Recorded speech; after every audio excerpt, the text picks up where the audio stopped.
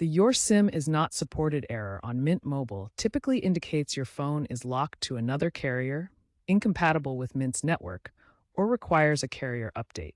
Mint Mobile is an affordable MVNO that operates on T-Mobile's network using LTE and 5G bands 2, 4, 12, and 71. If your phone doesn't support these bands or is locked to a different network like Verizon or AT&T, you'll encounter the error.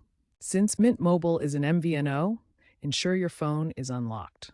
A locked phone restricts you to the original carrier it was purchased from. Device incompatibility or outdated firmware may also be at fault, particularly with older iPhones, iPhone 12 or earlier, and some Android devices. Verify your phone's compatibility on Mint Mobile's website or through their Checker app by confirming the IMEI.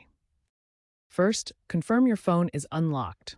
Contact your previous carrier to unlock it or use a third-party unlocking service if eligible. Insert your Mint Mobile SIM and restart your phone. Next, perform a carrier update. On iOS, go to Settings, General, About to check for updates.